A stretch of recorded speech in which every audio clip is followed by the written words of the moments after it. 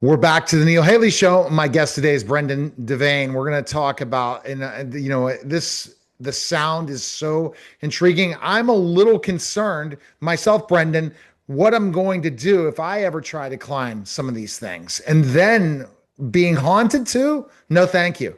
But how did you come up with the premise for this movie? Well, it's just like most film ideas, it was kind of a slow process of melding some ideas, but mostly after watching the amazing documentary Free Solo that I know a lot of people watched, I thought it was amazing. I read a review where someone called it the best horror movie they'd ever seen, and was being serious about it. And as a former climber myself, I'm kind of old and my body's broken, but younger, I used to do a lot of climbing, and so I'm not really scared about being in the vertical world. So kind of a light bulb went off that like this could be scary to people. And if we do like a kind of like a thriller horror on the side of a big wall of rock climb, maybe it'll add some just built-in tension to the film for people who are either scared of heights or just find it a little unnerving. So that kind of came together, and then I'd always thought it would be cool to have a villain that just existed as a sound wave, and kind of married those two ideas together.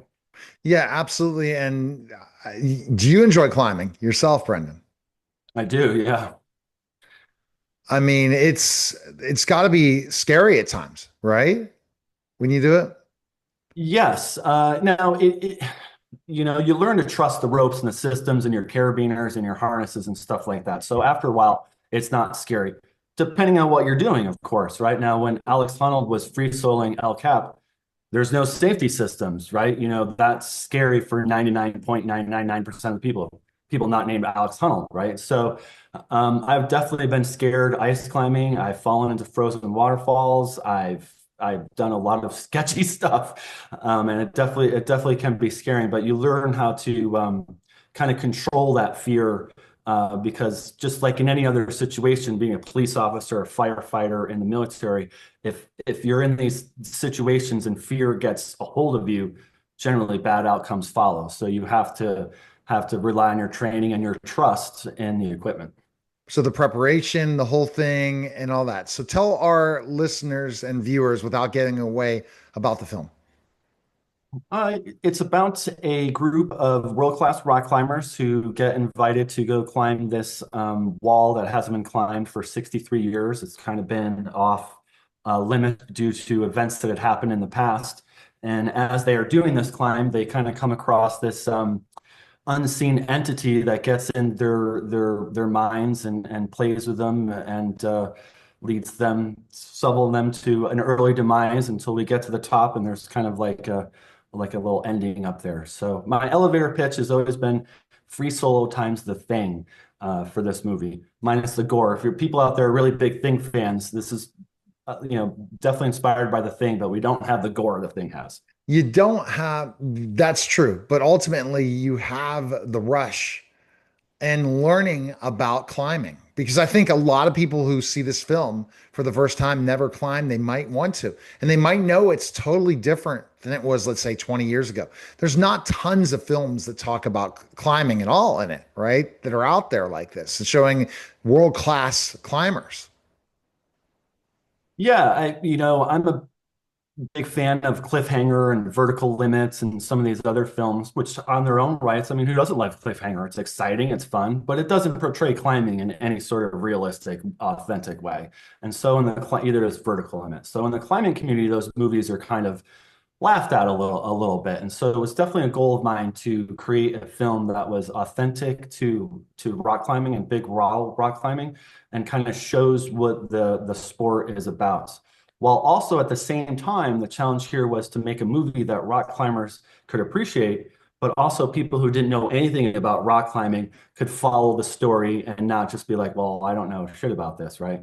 So there's jargon in there that will appeal to the rock climbers, but I also don't feel like, as someone like yourself, if you're not aware of rock climbing, you can still watch the movie, you can still get the story and enjoy Oh, the film. yeah. And look at, no, thank you. I didn't know you slept like that. If you're going up a mountain or a climbing, it's straight like this and you sleep outside. No, thank you. It sounds like almost like an astronaut thing, the way you guys do it. I mean, I couldn't imagine that. Okay, it's going to take 3 days to climb this. We're going to sleep, but we're going to be hanging off. And somehow, if something goes wrong, we fall down and die. I don't know many types of dangerous explorations like that. Yeah, on portaledges that's what it's called. It's called a portaledge up there. It's so not used phrase that the autocorrect in my script screenwriting thought it was a misspelled word because it's so unusual to see in a script a portaledge. And so yeah, it was definitely important to not only show climbing authentically, but give the audience these images of portaledges, 1,000 feet in the air, or climbers 1,000 feet in the air, not just our Right. studio and the actors where, as I've mentioned to other people, unless you're Tom Cruise, SAG doesn't really let you put actors 1,000 feet on a rock climb. So we had to have them in an LED volume stage shooting inside safely without the weather. But outside, all those shots are done with professional rock climbers with a professional rock climbing film crew. I essentially had to Wow. make two movies at once with two separate crews and two separate, actors playing the parts, but also professional rock climbers doubling for those actors, who were really 1,500 feet high. When you put your professional rock climbers out there, that's interesting, Brendan. It's like, you know, this is what makes a professional rock climber. And is there money to be made in that industry for being a professional rock climber? If you're Alex Honnold, there is, and maybe some of the other big name rock climbers, but generally no. They get sponsored by Black Diamond or La Sportiva, so they get free equipment and stuff like that. But I would say no, just like most, like golfing. Is there money in professional golfing? Yeah, for the best 200 people in the world, right? For the rest of us, it costs us money to play that sport. So yeah, for the most part, they don't make a lot of money, but it's not a sport people do necessarily for money, right? It's one of those sports where the vast majority of people, I think, don't get it, right? They look at that and go, like you were saying, there's no way I would sleep on a tent that's attached to the side of this cliff by a couple of clips, right? But No. for them, that's just another day at the office. And that was really important when I was working with the actors about what they needed to be scared of and what they shouldn't be scared of. Because that is another day at the office for a professional rock climber about being 1,000 feet in the air, right? They're not going to be scared about that. They're going to look down and be like, it'd be like you and me sitting in an office chair.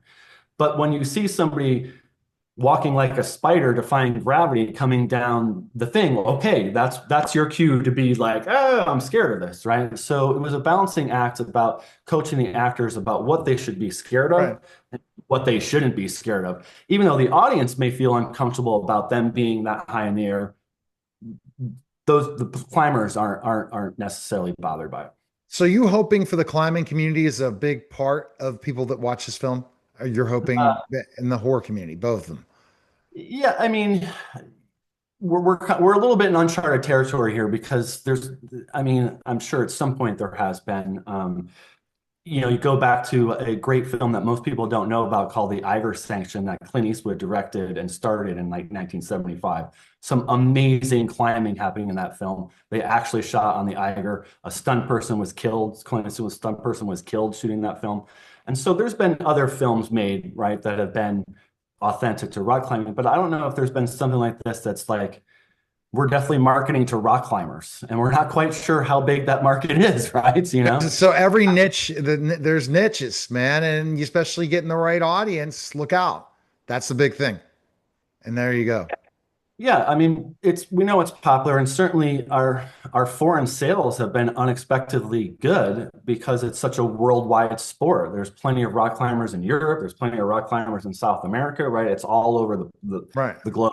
So we're encouraged by the fact that our foreign sales were good, and we have a review coming out in Climbing Magazine. They don't really review fictional films, right? That's so go figure. You did something, you came up with something different and unique. Where can people check this out? Where's the film available? Yeah. It releases next Friday on June 27th in theaters and on all digital outlets. So wherever you download your digital entertainment, whether that Prime, Apple, Fandango, wherever, it'll be available everywhere on June 27th. All right. Appreciate it, Brendan. Thanks again. Thanks so much, Neil. All right, you're listening and watching the Neil Haley Show, and we'll be back.